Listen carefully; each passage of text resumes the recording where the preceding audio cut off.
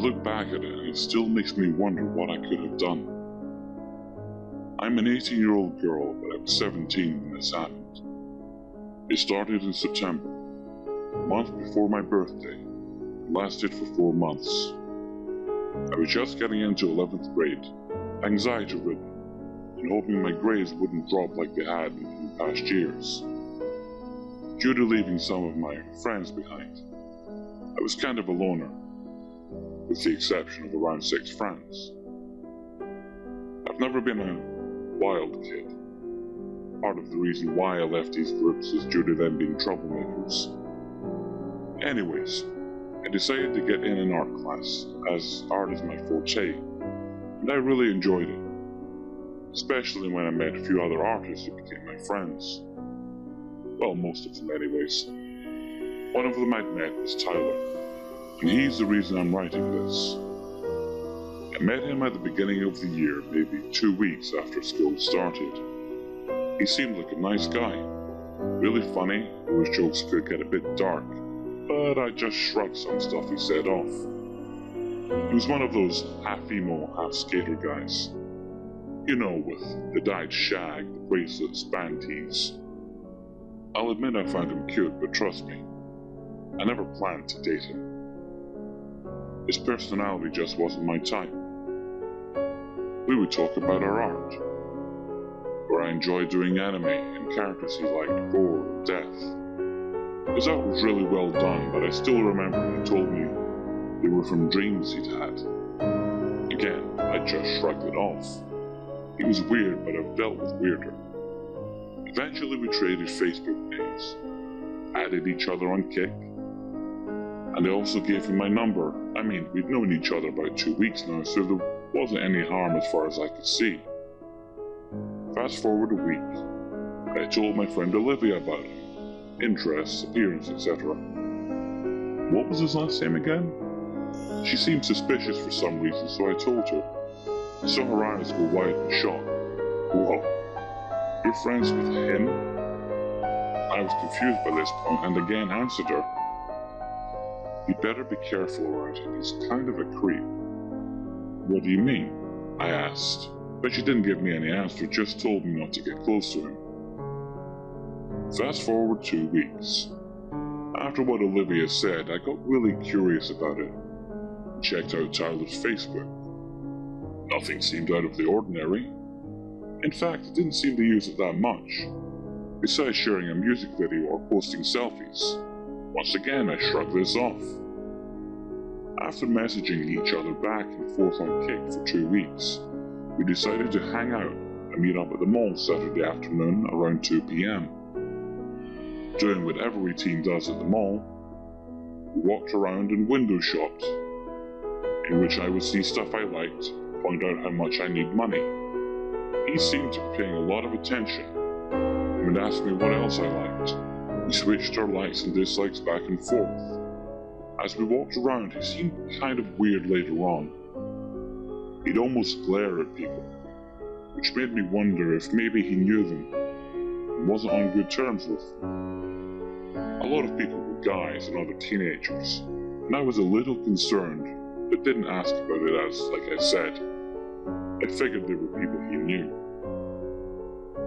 Fast forward a week before my birthday, I was all ready to turn 17, and decided to invite all my friends over for the party that weekend. Of course I invited Tyler, Olivia, and a couple of other close friends. As the weekend came close, Olivia texted me asking why I invited Tyler. I explained that we're friends, and that I didn't want to leave him out. Didn't I tell you he's a creep though? She texts back.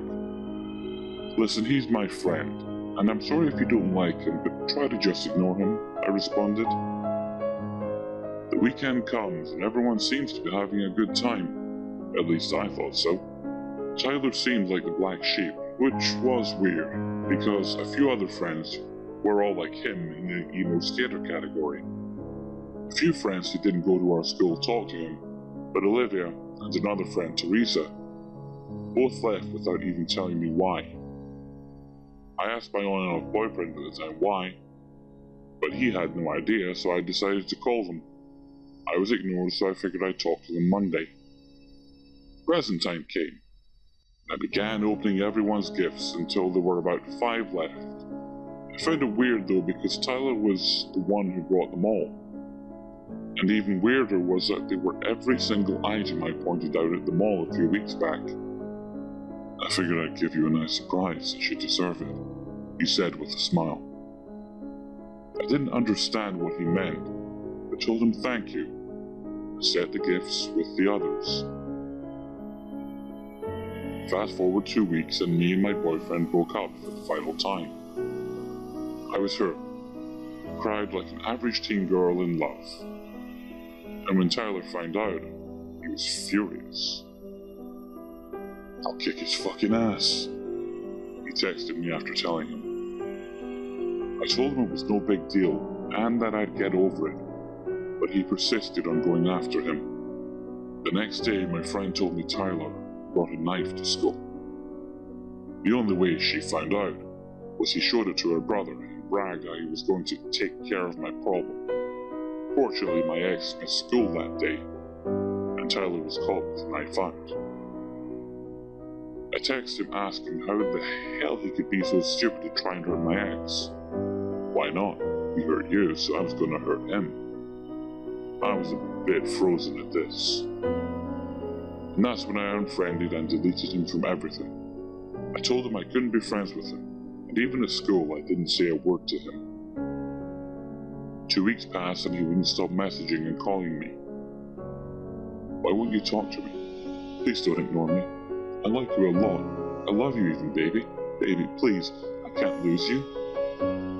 Message after message, call after call. The fact he outright confessed to made it even worse. He loved me. For some reason, one part of me didn't believe it, and finally I got sick of all this spam and blocked him on Facebook and Kick. He called me that night and finally I answered. Please, I'm sorry, I don't want to lose you. Tyler, you need to stop. I don't love you. We aren't friends anymore, just stop this. I hung up. Another week, and he still tried calling me and texting. He also made another Kick, and each time I'd block him, and then came a new one. At school, he kept leaving notes in my locker and on my desks, and even tried giving them to my friends to pass on to me. They all told him to stop, leave me alone, but he kept going. One night, my parents went out with my aunt and uncle for their anniversary. My sister went to my cousin's, so I had the whole house to myself. Deciding to plop on the couch and play video games, I had no fear that something bad would happen, as all the doors were locked and all windows shut. As I played, I heard my dog start barking at the back door. Not thinking about it, I just called him back into the living room and told him to shush. 10 minutes passed and once again they barked at something outside. So I decided to just go take a quick look and shut the blinds so they wouldn't see as well. As I reached the door, I stopped dead in my tracks and feel my heart stop. At my back door stands a person whose hood is up. They're dressed in all black and seem to just be staring at me. My dogs growl and bark. And finally I come to my senses and grip my cell phone. Hold it up and shout, "If you don't leave, I'm calling the cops." They stand there a moment before turning and walking off. I watch as they hop the fence and don't see them anymore. Part of me wonders who it could have been, but then a smaller part of me has a feeling I knew who. Weeks pass and Tyler still doesn't give up, badgering me and telling me he loves me and what he wants to do with me, which creep me out 10 times more. Time and time again, I tell him to stop and leave me alone, but no letting up. I wanted to let my mom know, but at the same time I figured I could handle this since I was almost an adult. Stupid choice. 3 months of this stalking, I began to notice my grades dropping horribly along with my social life. Some of my friends were getting tired of Tyler constantly coming to them to get in touch with me, and I ended up losing him. I became depressed and even got scared to check my phone or backyard in case he showed up. One night, my mom found him peeking in our windows. And another time, he left a note on mine which she never told me what it said. I finally explained to her what was going on. She didn't get mad. She was scared for me. What if it got worse? Well, we hoped at least that it wouldn't. We hoped he'd finally realize what he was doing was wrong. Unfortunately, he didn't. I still remember the last night I saw him. I'd gone to bed when I felt something larger pin me down. I woke up straight away, but before I could scream, he covered my mouth. The look he had, I'll never forget. I saw my window open, and since I was on the bottom floor, it wasn't hard for him to get in. You can either run away with me now, or I'll go kill your family and tie you down and take you by force, he said. I could feel tears rolling down my cheeks as I whimpered. Are we gonna be together? Or do I have to murder everyone you love until I'm the only one left? I nod without my control, and he smiles before uncovering my mouth and starting to get off me. I take this opportunity. Finally getting out of my daze, I kicked him in between the legs and screamed my mom's name. He collapsed, holding his crotch, and I ran over to the door. He tried chasing me, but I heard my parents running down the stairs, and when they saw him, my dad nearly strangled him as he pinned him to the ground. The cops show up after we called them and took Tyler away. After that, I never saw him. I ended up finding out he went to juvie, but also about why he did everything. After his mom's death when he was 14, his dad became neglectful, and his whole family were cold to him, so he kind of grew a dependence on me because I cared about him. Depression and anxiety also pushed him into all this, along with finding out he had psychological issues, and knowing what's right and wrong.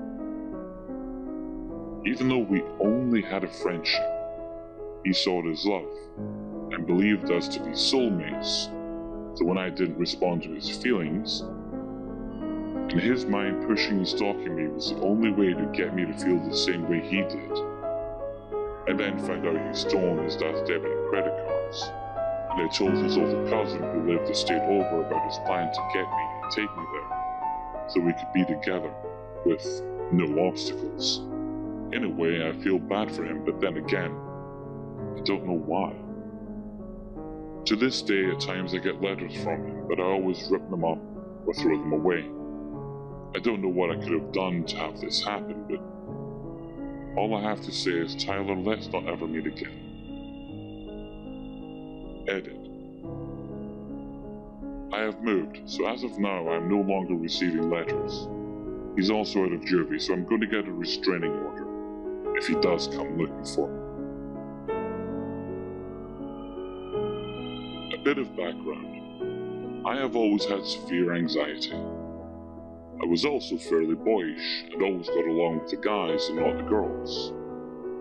I loved pretending I was a bad bitch growing up, when really if someone looked at me angrily, I would burst into tears.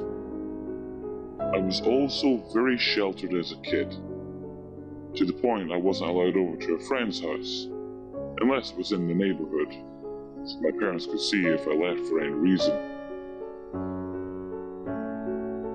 Anywho, this happened when I was 11 years old, and it was the first time I met this side of the family. Prior to this, I didn't even know they existed until my mother randomly says over dinner, "You guys are going to Aunt Judy's for the night on Saturday." I came to find out my aunt lives in an upper-class neighborhood which was by a popular beach. I was at her house with my brother and 4 cousins. My brother and oldest cousin, male, were 13, another cousin, male, was 10, and the youngest, both female, were 8 and 7. The 4 of us older kids were occupied playing PlayStation, the living room, while the younger girls were playing house or something upstairs. My aunt was playing with them since we didn't need a chaperone. Sometime around 10:30 p.m., my oldest cousin, we'll call him Jake, decided it would be fun to go to the store just down the road and get some snacks. We were in a really safe neighborhood, so my aunt agreed without hesitation, but only allowed ages 10 and up.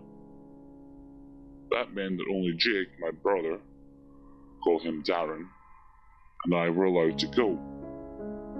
Of course, the younger kids got upset, but my aunt diverted them with the promise of a hot fudge sundae party. I was pretty uncomfortable going since I only met Jake that day, but he and Darren were the same age and I knew my brother would protect me. So I reluctantly faked excitement and went to put on my sweater and sneakers. Once we turned the corner off my aunt's street, my cousin begins telling us about horror stories regarding the neighbours and surrounding wooded areas. The usual stuff like people in that house there hold kids for ransom, and that guy over there is a murderer. You know, stupid shit to scare young kids. And boy, was I pissing myself with fear. Age 11 is a very impressionable age after all. The store turns out to be a 45-minute walk each way. And halfway there, a car speeds around a blind turn and almost hits us. Darren grabbed my arm and pulled me into the woods surrounding the road, as I swerved and missed the road ever so barely.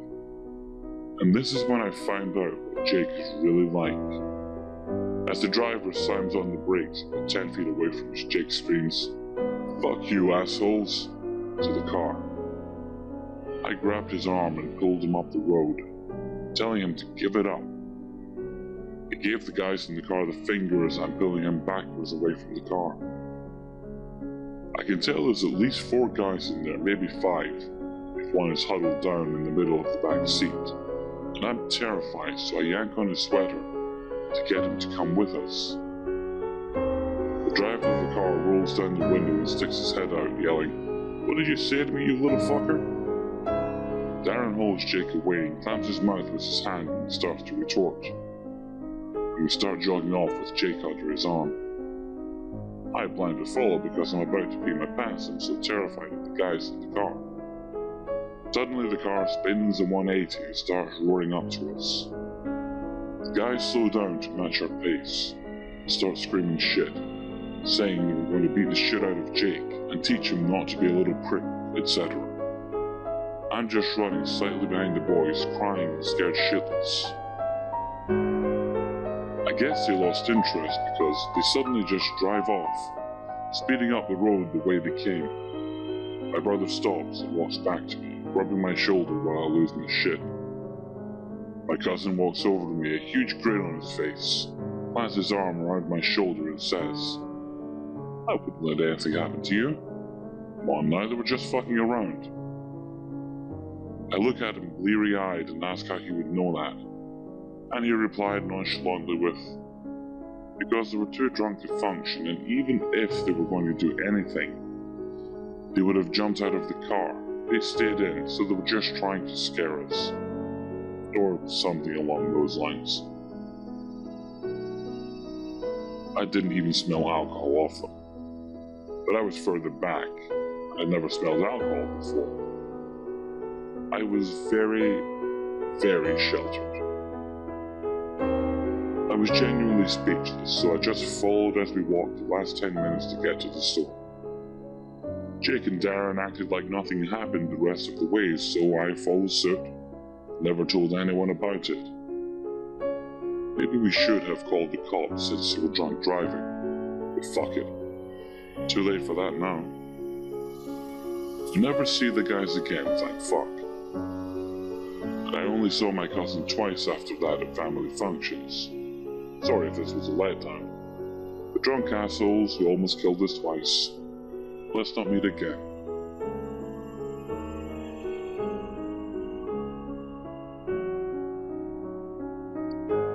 Okay, so this only just happened about an hour ago and I'm still shaking.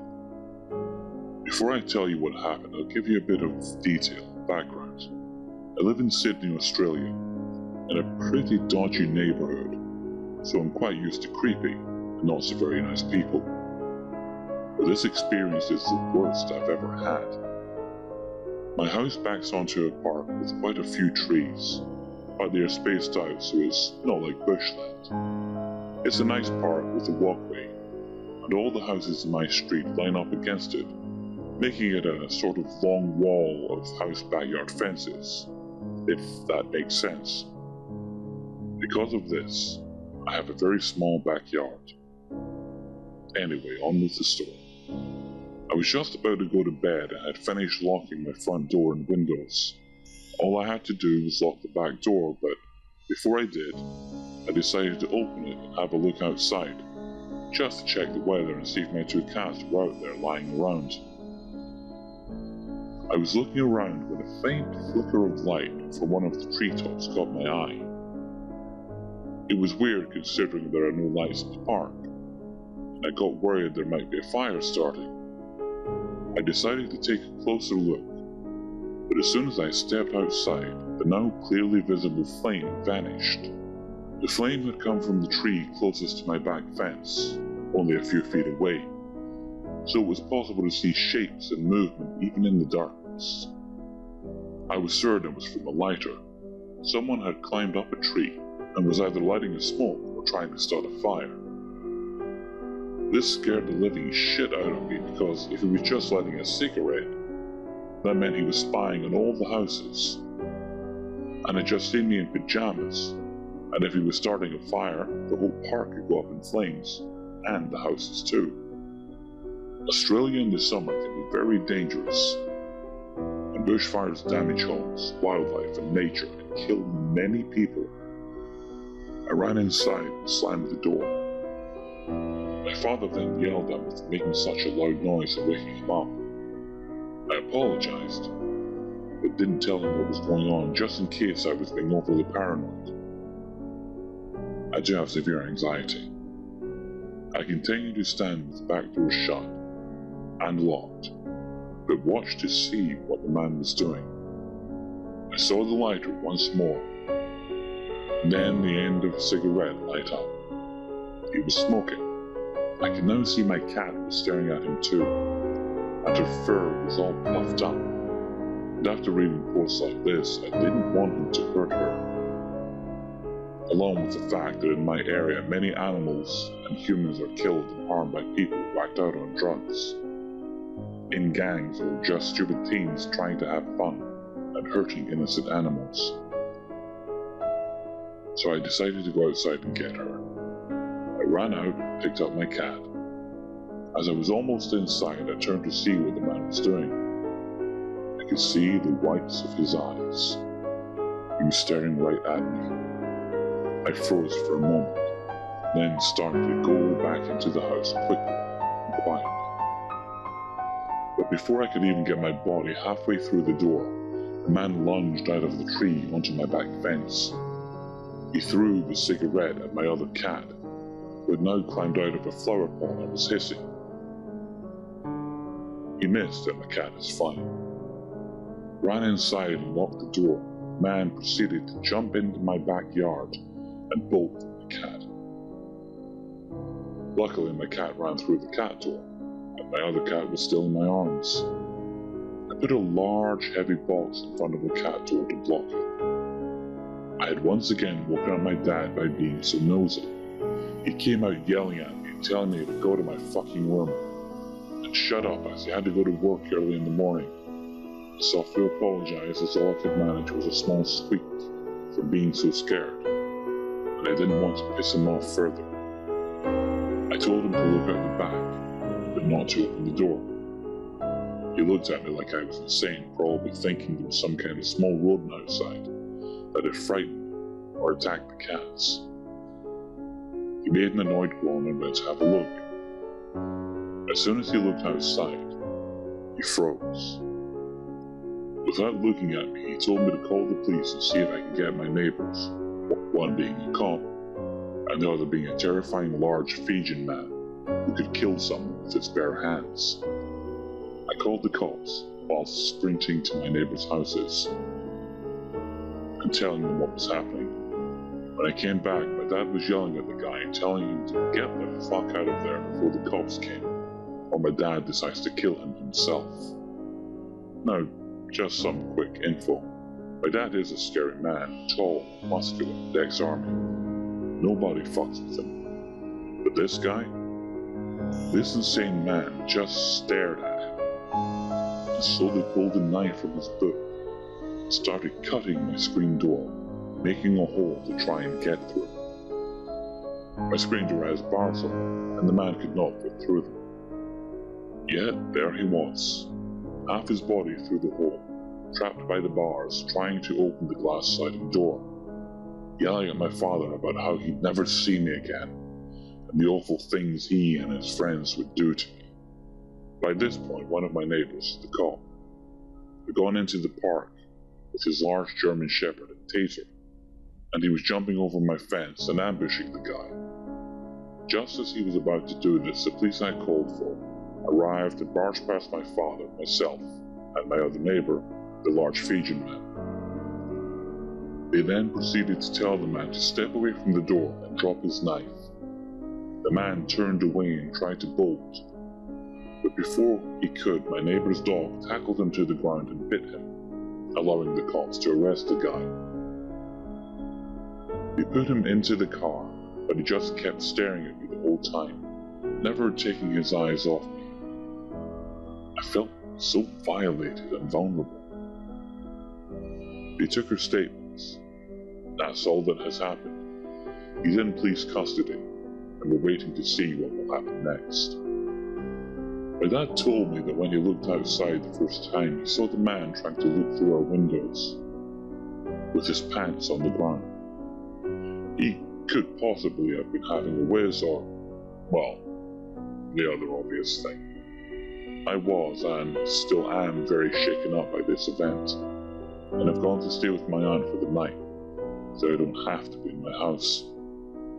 So, creepy tree-climbing maniac, I hope we never meet again.